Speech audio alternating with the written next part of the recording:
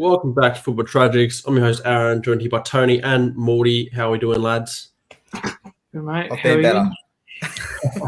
Well, yeah, you've probably been better. Campo's probably been better as well, but he's not showing up again today, unfortunately. Would have loved to have him on for the North London Derby review, but what an action-packed week. North London Derby, Manchester Derby, that can wait. Let's kick off with that North London Derby to start with. Arsenal 3-1 over Tottenham. Tony, what were your thoughts on this one? Pretty big statement from Arsenal, would you say? Yeah, it's a massive statement. Obviously, everything you hear is Arsenal haven't played a big team. Arsenal haven't beaten anyone big. They came up against United. They obviously lost. So for them to get a result in a game like the North London Derby, it kind of says, hey, maybe they might not win the title, but they'll be there or thereabouts come the end of the year. But in saying that, we've seen the record winning an away North London Derby. It's almost impossible. Yeah, you're spot on. That record seems pretty intact. Hey, like the home team seems to win, especially Arsenal at the Emirates against Spurs. I mean, Spurs, they suffered a red card. Pretty obvious decision, I think, there. Emerson Royale. Morty, what were your thoughts on the game, though, as a whole? Tottenham just looked a shell of themselves, I guess. I mean, they didn't progress up the field. They didn't, Conte wants to use these wing backs. Those wing backs were basically just left and right backs with an extra body in the middle because I don't think they got up further than halfway line. Perisic had a wild shot, but they just look stale. They look out of it. I mean, Emerson's red card is just completely idiotic almost. I mean, really, just absolutely. Does that just show that Arsenal put so much pressure on them that they couldn't handle? Like, do you need to give more praise to Arsenal, or is it Spurs just didn't show up at all? I don't know whether they fit it in. I mean, they've got Richarlison, they've got Kane, they've got Son, they've got Kulusevski, and they want to play this ultra defensive five back. Like, why? Kulusevski absolutely turned it on the end of last season. Kane's Kane. Richarlison's the deadbeat paperweight that can just flop around on the floor, and Son. I mean, it was only last year we were talking, why is no one coming to sign this bloke, and why is no one ever after him or anything? But I don't know what he's doing. Like, I don't know. I love to hate on Tottenham and whatnot, but I don't know what he's doing. Like, even I could probably put something else together and get it together. I mean, if you can play five at the back, does that mean that they should have signed another centre back, another right back or a left back? Then why are they signing Richarlison? Like, just very confusing. Very confusing. The way they play. Like, yes, Arsenal dominated. Arsenal should have won, but the way they play is just like, why? What are they doing? Look, I think Spurs have started the season quite well. They're sitting in third, only 4 points off Arsenal in top spot. They look good to start the season, but yeah, this game they didn't show up at all. They've found a way to put Richarlison into that squad, but they then have to make way for Kulusevski, so they can't seem to play all four of Kane and Son as well, which I guess would be obviously hard to do. But Richarlison's probably too good to be a backup striker, and probably needs a run of games to actually, coming off the bench every week is probably not going to be good for him. So be interesting to see how much Kulusevski plays, because it seems like Richarlison's the more favourite at the moment. But Kulusevski at the end of last season was hitting great assist numbers. So I'd love to see somehow them playing all four of them, like maybe a 4-4-2 and just play Kulusevski and Son as wingers. I don't know. I'd love to see that. But yeah, I think they're too good offensively to play as a defensive side. I don't think they have the players as a defensive side to play that way either. Like you said, their wing backs are pretty rubbish, to say the least. But Arsenal, I mean, I do have to give praise to them, because I think I was probably the biggest on them in saying that they haven't played anybody great. I think, we joked about it, what was last week, Tony, where I said they hadn't played anybody good. You mentioned the teams they had, but they had lost to, United. So this is a statement for them, winning a North London Derby so early in the season. They're looking really good. I think another statement for them next week will be the Liverpool game. Can they get a result against you guys, Morty, who, I mean, you haven't looked good at all this season, so a result against you guys will be massive. And I think then, like Tony said, it will really say, yes, we're here to challenge for the title. Get into Liverpool now, because you guys suffered a 3-3 draw at home. Talk us through this one, because Brighton have just appointed a new manager, and boy, did he just take his off the park completely. We just look asleep. I mean, I think it's to be shown. I mean, Trent's become the scapegoat of this whole squad. I mean, probably rightly so in some aspects. Yeah, Of his is he the scapegoat or is he actually the reason why he's aren't performing? Because you've all right, look, don't get me wrong. The bloke probably cannot defend as best as he could. All right, like he's not a defender. All right, I know it's awkward saying that as a right back, but well, he's won every trophy. He's 23. He came through the under team as a centre mid / right wing. You know, Klopp's put him in there as a right back. He saw something. He's done whatever he can. All right. He's, since the 2018-2019 season, he's only second to KDB for assists, created chances, everything involved that. All right. And third is Robertson. So on that mention real quick, I just want to say, why is Klopp not he's already come out and said that he's not up to scratch defensively. So why doesn't Klopp just make the decision to push him into right mid or centre mid? Like you said, you kind of bear in centre mid. So, but that's my issue. It's the way our teams played the last couple of years is a centre mid falls into that right back spot while Trent goes wandering. Our midfield is an average age of 35 almost. Henderson, he's not up for it. Milner, can't hate the bloke, but he's not trekking around. Fabinho can only do so much. It's not. I think that's where our issue lies. We don't have that midfielder that's going to cover in against Trent up the field. And Trent's caught in no man's land of, am I going forward to try and do something, or am I going to defend? And it's not working out for him. I don't know. You obviously know more than me. Is Joe Gomez fit at the moment, or is he currently out? No, I think he's still got some sort of injury. Because I'd like to see when he comes back, he gets put into right back and give Trent the freedom to play higher up, and then he doesn't have to worry too much about the defensive issue. Because I get that. I'm not saying it's whatever it is, but we all look at it so in this way of saying that he's a right back and he's to defend, but the bloke, he's been here for 5 years now. What defending does he need to do? He's won every trophy. That's all well and good because it worked for you the last few seasons, but this season he's been caught out numerous times. Van Dijk's not looking as good as his former self. That's all well and good previous seasons, but teams are finding you out. They know that Trent cannot defend, so they're targeting him, and that's what Trossard did this week. Yeah, I know. I'm not saying whatever we can say it may be, but the bloke's been used as the scapegoat. I'd say between Milner and Henderson, they should hang up the boots. Like in all honesty, I mean. You look at the squad. You look at what the ball's been lost. The ball's not progressing forward. All right, Trent's getting caught out from the spot. He's just doing what Klopp's told him to do. All right, then he's having to trek back. That extra 10 meters that he's up the pitch compared to a normal right back. That's where he's getting caught out. So what does he do? Does he go against what Klopp says and just sit at right back so no one's on him? But then Klopp's going to go kill him in the dressing room of why weren't you there? So. I mean, and everything going on with England at the moment too. I think the bloke is just on everyone's mind. He's living rent free, and the pressure's he's just got to, in all honesty. I mean, that's what it is. He's under an immense amount of pressure. Everyone's worked him up to be this whatever it is. He's 23. All right, he's having a bit of a form. This is his biggest form slump of his career. All right, he's going to need to turn it around because. For as long as he's in that crap form, teams are going to exploit you. Trossard did it this week. It's been done before. You're having a horrible season to start. How does it turn around? What were your thoughts on the game as a whole? We just aren't good enough at the moment. We're not winning the ball. The midfielders are not playing. Virgil's he's doing his ball watching. I don't know what he's doing, but Matip's not even progressing forward. They're all under the cloud of they're too scared to move.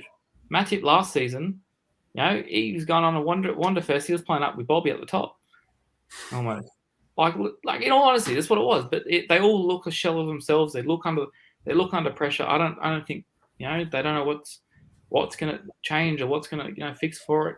Mane's name keeps getting thrown around, but what difference is Mane and Diaz? Probably Mane's ability to finish, but. Mane versus Diaz, I mean, they're both on the ball. They're both strong on the ball. They're both not losing the ball. They're both I don't think it's them. I mean, either we need tactics change from Klopp, or we really need to be looking at our midfield and going, something needs to change, or go to 5 at the back. Everyone else seems to want to do it. It's true. That'll put the right back argument to bed, because none of your flog right backs play right back. So. All right, Tony, talk to me about Brighton. They're sitting 4th on the table. Massive result here at Anfield with their new manager. Are you going to give them some praise? Talk to us about them. Oh, you've got to give him some praise. Obviously, he's come out, new manager, international break. I don't know exactly how many of them were involved or how many of them went on break. So it probably came at a good stage. He got to work with his team, got to get him in those shape formation. Now, for Brighton, you're sitting 4th. You were also sitting 1st last year. So let's see if they can sustain it. Let's see if they can move on. The worrying thing, you blew a 2-0 lead against a team that is down on form, down on luck.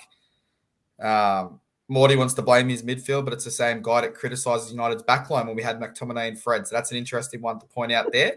The same man that criticised our backline still criticises Maguire. I'm not putting him in the same boat, but look at the midfield in front of him. So which way does it go? Trent, funny stat. I've just looked it up while Morty was speaking. He's only lost the ball 2 more times than Trent Alexander-Arnold compared to Milner. So Milner's lost it 6 times this year, and Alexander-Arnold's been dispossessed 4 times. So say what you want to say, you can't say he's a scapegoat in this squad because, I mean, look at him. It's not a scapegoat. If someone was playing good and they were getting the blame, McTominay, for example, at United, he's probably been in his best form. He's been in a few games. He's still copying hate every time we lose. But Trent has to either have a rest or, I don't know, go walkabouts for a little bit and let him come back fresh, because right now you're seeing a team that, I'm not going to say Liverpool's playing bad football. They played in every single game they could last year. I think this is a hangover from fatigue last year. And unfortunately, unless they really do start rotating massively, I think they've got Rangers coming up this week. If they don't rotate soon, it's just going to be a continued burnout this season. Yeah, I mean, with a mid-season World Cup as well, you've got to say, like, you've got the Van Dijks, you've got the big players playing it. Whether Trent's there, or if we don't know, but you've got these big players playing in the World Cup. So we got one bloke going to the World Cup. 2. Who? Van Dijk. Van Dijk. Trent's not. You don't think Trent's going to the World Cup? Trent is obviously a good shout to go. If he's split up, he'll enjoy the World Cup from the sidelines. England aren't making it. Mate, they'll be on an early plane back. Well, if that's the case, and if you've only got 1 or 2 players going, perfect for you then. Maybe that is the turnaround. But is it too little, too late by them? We don't know. But yeah, I think the smart decision currently is, I think Trent needs to be pushed into right mid and just have a crack at it and see how it goes. But maybe you don't have the fitness and the squad currently to do that because you are lacking other right backs. We're not winning either way, so we might as well try. Yeah, throw it at it. Who knows? All right, let's get into Fulham's heavy defeat to Newcastle. Tony, talk us through Newcastle. They're in 7th spot. They're having a very good season. Fulham were obviously having a good season as well, but maybe this game was just a bit too much for them. Oh, I think the early red card definitely has a telling part. Now, we don't know how the game would have gone if it was 11v11. But obviously the red card happened. Callum Wilson got the scoring started. They just went on from there. Obviously, Fulham, they got the goal, 10 men. Newcastle would probably be frustrated, but a good win for Newcastle and Fulham. See Newcastle's, I guess, how they finished last season. I would have been jotting this one down as a loss before the season even started. So move on, win the points you need to win against your relegation battle. And obviously, Newcastle keep pushing for that Europa spot and Champions League spots. Yeah, an early red card definitely throws your game plan out the window, and that's exactly what happened for Fulham. I think Mitrovic went off quite early, possibly in the first half as well. So, again, their game plan is out the window, but Newcastle take nothing away, put on a great display, a couple great goals. And, again, like you said, their end-of-season form last year and their start to the season this year has got them in great spirits, in a great spot on the ladder. And who knows, the sky's the limit. Could there be European football next year? It's definitely on the cards. Morty, what were your thoughts on this one? Yeah, I think the cracks are starting to show for Fulham. I mean, don't get me wrong. They put their best 11 on the park. They'll throw it to teams, but we talk about the Premier's 38 weeks of fun, and this is where it starts to show. I mean, 1 or 2 players, yes, an early red card, probably going down, but losing 4-1 after that, maybe not. I mean, they conceded the 4 before the 60th minute. I mean, if we're talking, 2 in the last after 80 minutes, then fair enough. But they lost that game without even trying. To be honest, they saw a red card and goes, oh well, we've lost. Kind of no faith in them. They're the most inconsistent team currently on the ladder. The last 5 is win, loss, win, loss, win. So that's consistent. I don't know what you're talking about. That's very consistent. The opposite, sorry. It's the 3 losses and 2 wins in the last 5. So yeah, they need to get some sort of form going because it's clearly not going well currently. But look, I think they'd be happy enough where they're sitting right now after how many games played. When you look at a team like Nottingham Forest, they're sitting bottom of the table and only have 1 win. So they'll be pleased, I think, with where they are. Let's move into Everton's result here at Southampton, 2-1. They're into 11th now. We need to give some praise to Lampard and Everton. They've conceded the least goals out of anybody in the league this season. Another win here. They're slowly climbing the ladder, I think, under the radar a little bit. Tony, what do you think about that? Oh, man, they got the win. Obviously, Southampton went ahead. They had the, fight to come back and obviously win that game. Now, again, yes, you say defenses win premierships. Yes, they've only conceded 7 goals, but it's the other side, the scoring of 7 goals that worries me more. Against these teams, let's look below them: Leeds, Bournemouth, Villa, West Ham, Southampton, Palace, Wolves, Leicester, and Nottingham. You might get away with winning a game 1 or 2-0 or 2-1, but you play anyone above them. Brentford, I can see him scoring goals. Liverpool, I can see him scoring goals. Even Fulham, I can see him scoring goals. That's when it starts to shock people. So if they can continue this run and they can be, say, 11th to 14th come Christmas, come the World Cup, I think they'll be all right, but I still don't see them holding this up.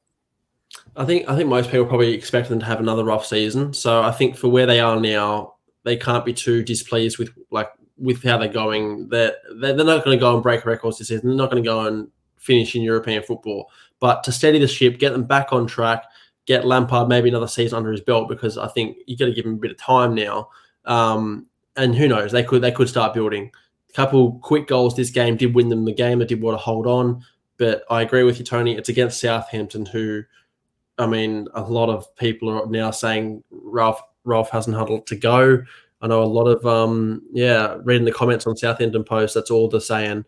So I don't know how much longer he lasts. Southampton dominated them. If you look at stats per stats, besides shots on target, they had an extra 10% possession. They had an extra 10 shots. They had almost 100 extra passes. Pass accuracy was better. They did deserve to win this game or at least get a draw. Everton just took their chances. 5 shots on target, 2 goals. That's the difference of the story here today. Morty, I reckon I know your answer. You'd probably be Ralph out. But Tony, are you also Ralph out, or is it still, do you think he's the right man? It's a tough one. We live in a modern day where if you don't get results, with how prestigious the Premier League is, he's got to go. So I'm not going to say I'm Ralph out, but I wouldn't be shocked if he is shown the door in the next couple of weeks if this form continues. Well, you say that in the modern day, but any other club, I think Ralph's been sacked already last year. Okay, so why does Klopp have a job? Well, they've got similar form this year. Why does Klopp still have a job? Based on last successes. I'm talking about Ralph. Yeah, but I'm saying. Okay. Yeah, but what's last year got to do with it? He survived. They're both in the Premier League. Just. How do we compare managers sacked and results? Because Watford sack a manager every 10 games compared to a City, a Liverpool who don't sack managers. So how do we compare who gets sacked when? On Ralph, though, yes, he's kept a club up, but I think that's no fault. We've had clubs the last 3 seasons that have just, almost been relegated the minute they put the foot on the door. We look at Norwich to come up twice. You've got all these other clubs that are just basically holding these fort down. Southampton have just scapegoated their way out of a few things. They've come nowhere near the top half. They've lost 9-0 consecutive seasons. What's the expectation for Southampton? It's not to finish 10th, 9th, 8th. It's honestly to survive at this stage. They know they can't compete in Europe. So it's to survive, have a cup run. Which is why I want to ask, is it time for Ralph to go, purely because where can they go with him? Has he reached his potential, or is time just running out for him? Can they progress with or without him? So is it time to go, or is he still the man to come up? But look at the squad. Do they go anywhere? Yeah, with another manager? Yeah, I really like him as a manager. I think they gave him a war chest. They gave him money. He spent 50, 60 million on that team. Is that a war chest though? Come on, that's 50, 60 million. He's signed a few players, and he's also had a few players leave as well, like the young Bednarex as well. I think the players he signed are quite good. I think that Bella Kachop, he's just made his debut for Germany, I believe. Like he's absolutely solid centre back. But I think it's just like Tony said, that squad's probably just not good enough still. You've got strikers like Che Adams who their strike rate is like 1 in 5 or something, which is ridiculous. Like it's poor for a striker. They've got nobody else coming in to really challenge for his position. So he's just going to be that man. So I think they're doing okay. But yeah, I think the longer the weeks go on, players might turn on him. Can I just say, they're 2 wins off 4th place. Let's just put that in perspective. We're talking about it now. They're 2 wins off 4th place. Yeah, exactly right. So even too soon, I think so. But I mean, we get some messy times of games played too. So, well, it's just 3 wins off 4th. Well, it's just interesting to see how much influence I suppose fans also have, because it seems as though most of the fans have turned on Ralph. So it depends on whether the owners give him more time. But I think his time could be running out unless he fixes it. All right, let's get into my boys now. 2-1 win over Palace. Took to the 91st minute from, Conor Gallagher, the man who came back to buy them in the backside. Tony, talk us through this one. Obviously, we're going to have the massive talking point that Thiago Silva probably should have been a red card, but let's start with that then. Probably should have been a red card. I'm asking the question, is it a red card, yes or no? Well, let's be honest. The guy, is he on goal? Yes. Is there anyone behind Silva? No. There is someone in line, but he did have a direct line to goal. So, again, the refs made the decision that he doesn't believe they're going to score, which I think is an absolute joke. Flip forward, 10, 15 minutes? Who gets the assist? Thiago Silva changes the game. Aubameyang gets off is it his debut for Chelsea in the league? No, it's his first start in the league. He's played the bench and he's also played in Europe. So obviously, boom, gets that goal. Obviously, lucky to be on the pitch, but again, Aubameyang does finish that shot, and then obviously Conor Gallagher does save you. We have a saying in our United supporters inbox. Somehow, Chelsea always find a way to somehow scrape a result when they play shit. Now, both teams, 3 shots on target, 2-1 scoreline. Again, Chelsea did dominate them on the pitch, but I think if that red card comes in, it wouldn't shock me if Palace win this game or at least get away with a draw. Yeah, I agree with you 100%. If that red card happens, we're not getting a result here. They're already up 1-0 at this point. I think there's a potential foul on Thiago Silva. It would have been very soft, but it could have been there, which is maybe why the ref thought that the yellow is fair enough. But I do agree. I do think it's a red card. I think the ref maybe again thought maybe IU was a bit too far out, and that's why he didn't give it, because there was still work to do to score. But I'm in agreement. I'm not going to be biased. Are you going to start putting a petition out like you did whenever you guys get a bad call? Is it going to be a petition for this ref to get sacked? I don't know who did. I don't know who ref this game. It wasn't Anthony Taylor, that's for sure. But no, look, yeah, 2-1. We didn't play great. I think there's, again, signs, though. Graham Potter's first Premier League game in charge. He gets the win. I think there's signs that it shows that he's going to come good and he get his football into the club. I just thought it was always going to be Conor Gallagher, though, if it was going to be anybody, to come back and bite them in the butt. But yeah, we didn't play great, but we're playing better. But it's just the shots on target, I think, still lacking. 13 shots, but only 3 on target. Hopefully, Aubameyang is that man. He got a good goal here. It was a very well taken goal, but hopefully he can produce some numbers for us, because again, it's just we're lacking. Can I ask you a serious question? I look at your lineup that you went with: Aubameyang, Sterling, Mount, Havertz. Okay, Mount scores some goals, but it doesn't really scream crazy attacking formation. I'm more scared of Reece James playing right back than what I am of Havertz and Mount, if I'm being completely honest, given what he did last year. So maybe it is that balance of the squad, because right now, Aubameyang and Sterling, they both have tendencies to go missing, and not just from the training ground if you're Aubameyang. Yeah, Mason Mount has had the worst start imaginable. I didn't think it was going to happen at all. I thought he'd kick on from last. 0 goals, 0 assists in 8 games. I think in all comps, he's been shocking and potentially needs to be dropped. But the only thing is, we've got the Pulisic's who came off the bench and got an assist, the Ziyech's, and they're the ones coming off the bench and they're not doing anything either. So that's why Mount hasn't been dropped.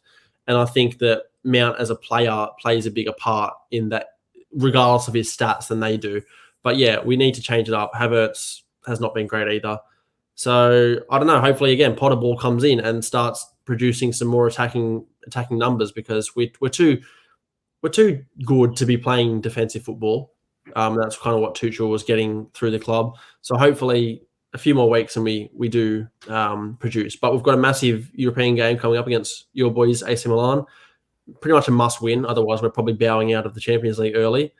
We'll see you in the Europa League soon, mate. United and Arsenal are waiting for you. And also, I want to talk to you boys real quick on, apparently we've agreed a pre-agreement with Christopher and Nkunku from Leipzig. So that could be our second from Leipzig in succession after Timo Werner. Thoughts, Morty, on that one? Is he going to take us to the next level? I think he's offered more than Werner has, creativity-wise, not just. But again, he doesn't feel your striker needs. You've got all these attacking wingers and attacking mids or whatever. You're still missing that out and out, striker. But that's what you've been begging for. And is it a January or a 2023 transfer? I don't know. I'm seeing mixed reports, so I doubt they'll let him go midway. He's a great player, but I don't know. I think if you bring him in, you still need to bring in some others to support him. I think what you've got is this. You kind of got the same player in a different mold. Yeah, I fully agree. I think that attacking midfield is massive. You just love to have a KDB. We did have him. We got rid of him. But you'd love to have a KDB feeding a player like Haaland. Like, it's a dream. Aubameyang was that man a few years ago, but he's not that man anymore. You saw his numbers when he first came to Arsenal. Great player. And Dortmund and, even in Barca the last season. But, again, that's Barca and the La Liga. I think you score goals for fun. So Aubameyang was that man. He's not anymore. I think he's a bit too old. I don't know if Nkunku's that player.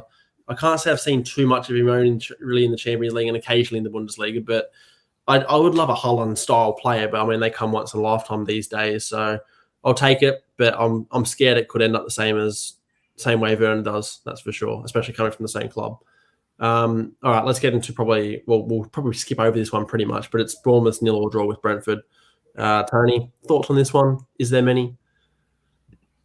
Absolute shit. Just move on. 0-0 draw, boring. Bournemouth, Brentford, both a game they should have got points from. They didn't. Move on. Morty, anything to add? Not much the same. Thought that'd be the case. All right, let's move forward then to West Ham's first win of the season. It's against Wolves.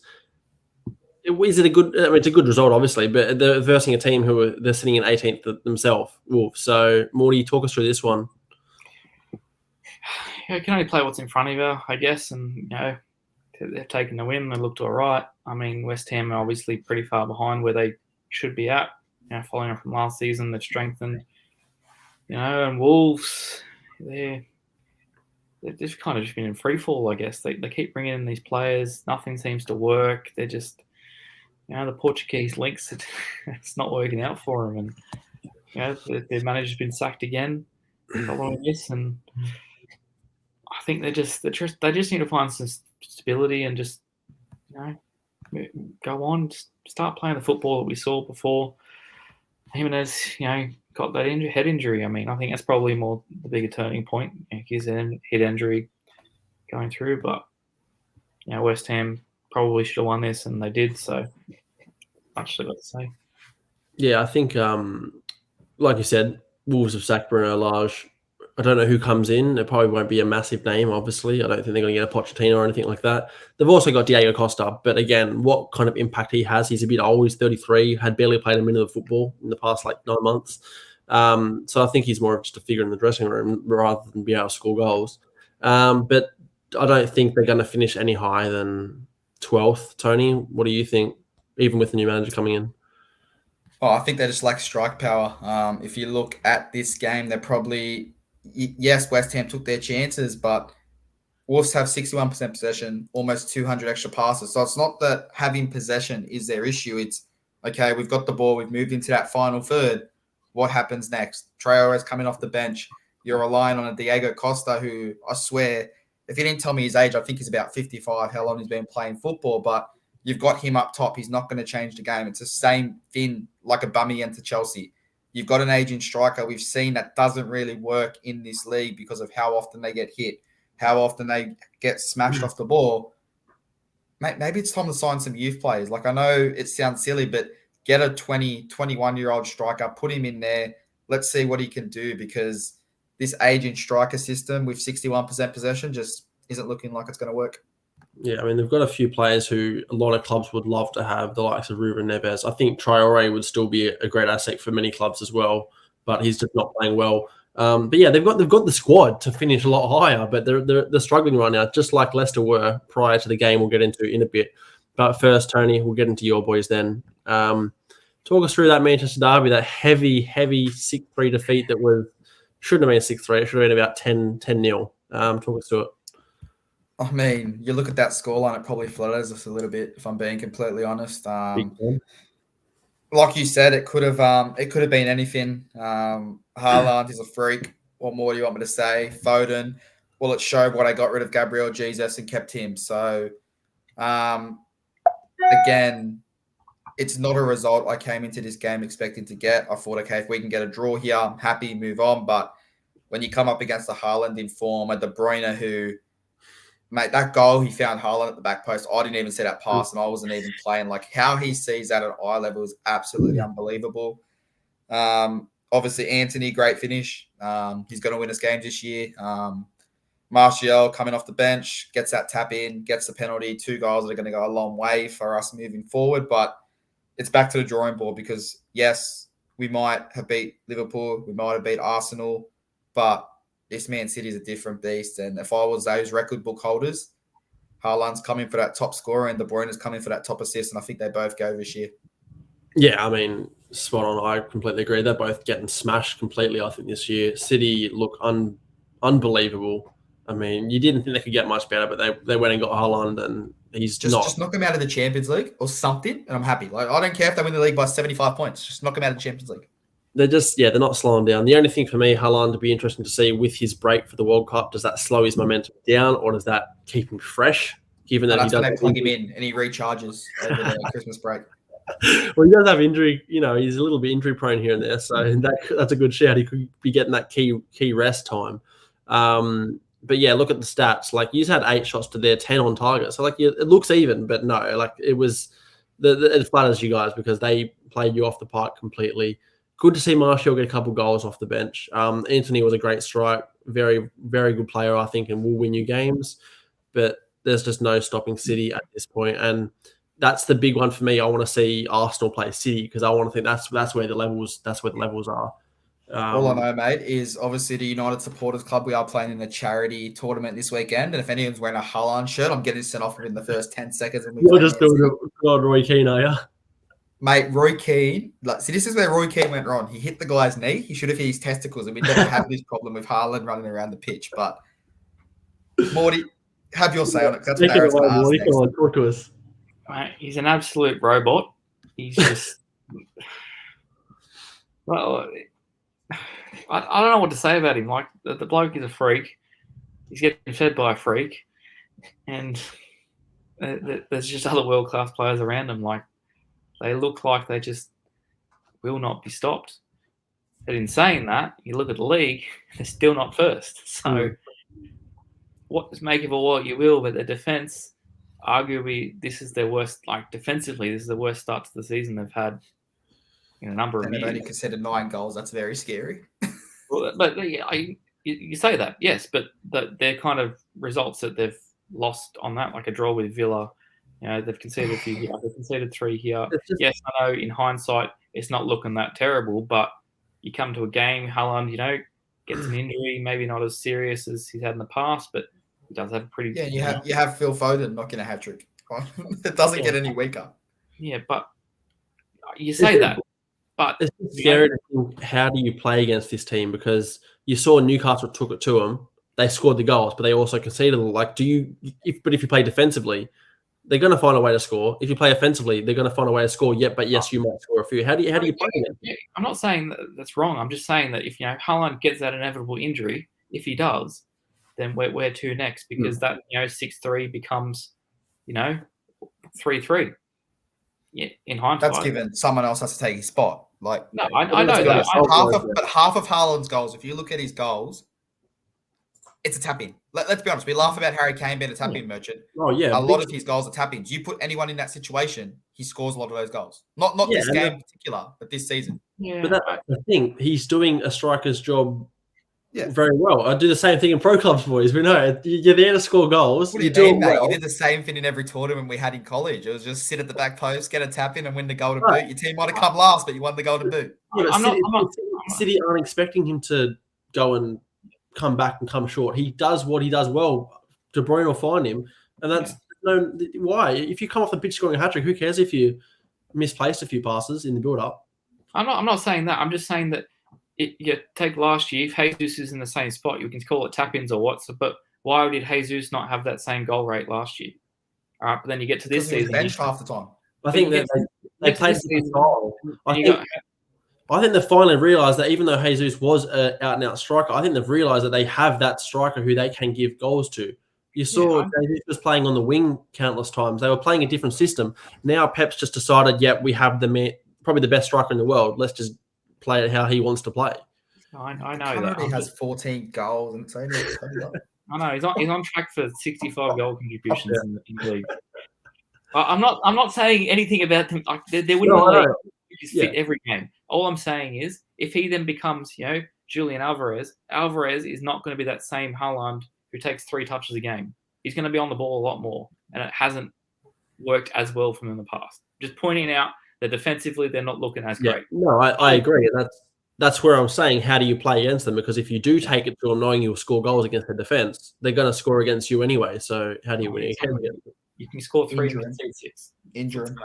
Look, they're the only team unbeaten. Can they go the season unbeaten, Tony? Do you think? Nah.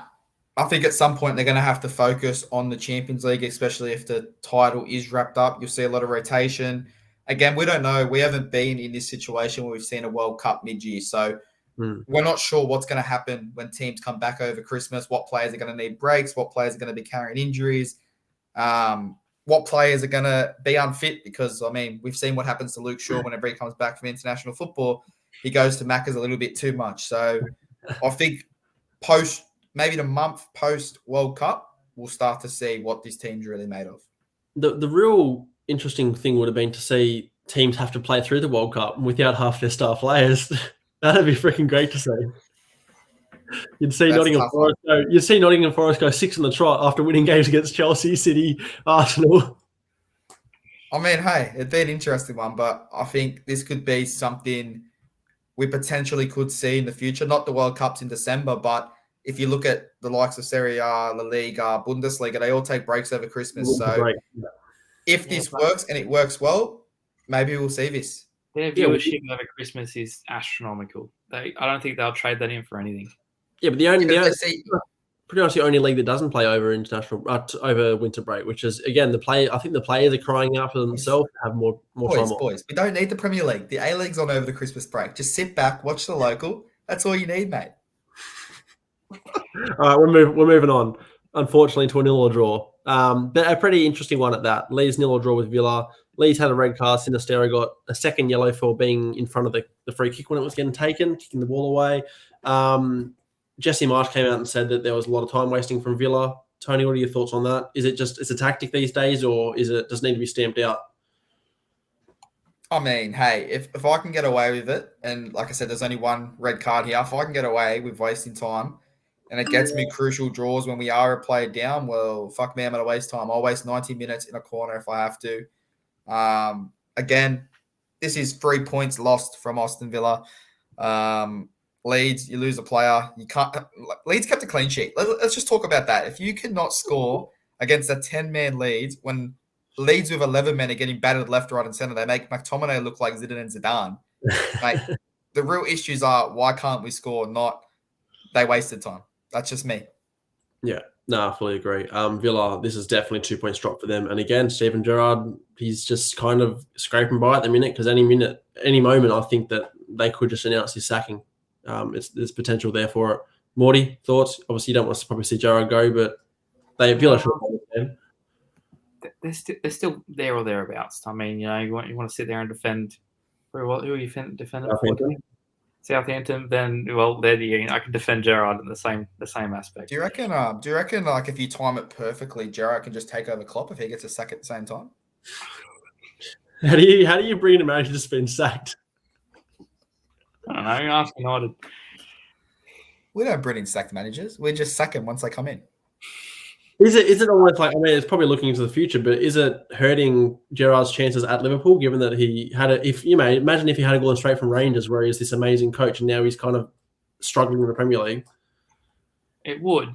I think it is to a certain degree, but I don't know. You'd have to ask the players what's going on. I in gotta say, that regard, sorry, Charlie, I wouldn't jump in.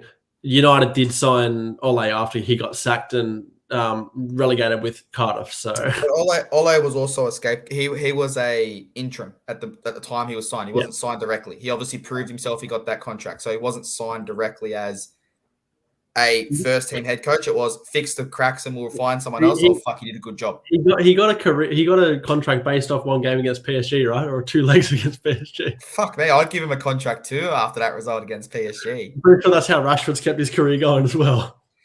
He has, but he's finding form, so we'll take it. At the same time, I'd argue Gerrard would be the perfect fit afterwards too. He's a club legend.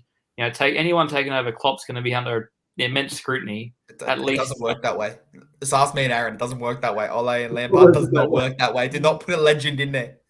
Yeah, but I know it's probably not the best managerial role, but I think it's that transitional period where Gerrard, he succeeds. If he doesn't, he will himself step down, I guess. And I reckon if Villa sacked Gerrard, this is a controversial one because he has been linked with Liverpool. Villa could be the team for Ange to take over.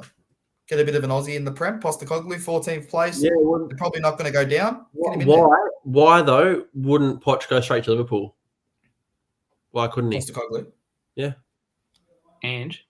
I mean, it's a big step. Yeah, it is a big step, but I mean, he's proven where he goes, he wins titles. He changes football clubs. He's done it with. I get that. I think it's very hard for Liverpool. That would be a case of Liverpool not trusting an unknown manager. He's not unknown. They're a different breed up there. Have you seen them? Have you seen them walking the streets like that? What, in Liverpool or in wherever? Yeah.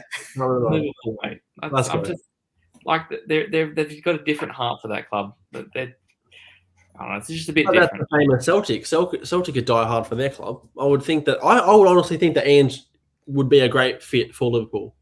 I love Ange. Please don't let him go to Liverpool because I'm going to hate him every single fucking week. I don't want to see it happen. Actually, I'll be good. Imagine flogging United with Ange at the helm. You wouldn't know what to him. You couldn't even flog us when we fucking had fucking turmoil Harry Maguire in our squad still, so it's all right. You did. It was what? 9 they did flog us. It's a new year, mate. New year. Have you beat us this year? Morty? Yes, let's get into it is this year. Let's get into the final game. The one that we thought that was going to get the sack. Brendan Rodgers, he's still got a job. He smashed him in the East Midlands Derby, 4-0. James Maddison somehow isn't in the England squad, but probably should be. Tony, give us your thoughts on this game. And it was a must-win for Leicester. Against the only Mate, the guy's going to keep his job. Let's be honest. He's probably going to go out and smack Bournemouth. He's then got Crystal Palace, Leeds, Wolves before he faces Man City. So it's a very, very good draw for a manager that could potentially get sacked. Yeah. I think we said in the last episode, maybe it was a little bit too early with the run coming up. This is the first game since we recorded, and that already shows that an easier run, they've got a result. Now, Madison's not going to go out and pull an absolute 10 out of 10 every single week. So there's your first issue. But a 4-0 result. They've run Nottingham into the ground. Nottingham kind of went, we're either going to sign a shit ton of players, we're going to stay up, or we're going to bust. And I'm genuinely concerned that this could be a team that financially is going to be in ruins given how many players they've signed if they go back down. Yeah, very potential. On Leicester, yeah, massive for them. We did say exactly that. Their run coming up was important. They've obviously given him the time, and he's started off perfect. So 5 games from now, we could look back, and they literally could be sitting in 8th spot, even higher. Do you reckon Dean Henderson's going to put a post up about his 3 saves that he made, or he's just going to cop this one on the chin? And I mean, he likes to say when he makes saves that he's the best goalkeeper out there. So I wonder if we'll see a post today. Well, and then on Nottingham Forest, is Steve Cooper's job at risk now? I mean, he was given the task to promote them. He did exactly that, but he's in the Premier League and he's busting out now with a massive squad and he spent over 200 million. I think his job's on the line. He got the war chest. He hasn't used it. Morty, agreed? Yep, but Roger's still getting sacked. That's all I got to say on that. All right, look, we're going to finish on exactly that because it's bloody hilarious. I want to see Rogers do well now, just to spite Morty. Thanks, lads, for joining me again. Hopefully, Campo can get on next week. We don't know. Seems like who have they got next week? Hang on, who have they got next week? This will determine if he's going to be on. Let me have a quick look. Everton. Tottenham are they're taking on Brighton, so we're probably not going to see him next week. No, you probably won't see him next week. I hate playing Brighton. Brighton are their bogey team. Brighton and Everton. We won't see him for another month.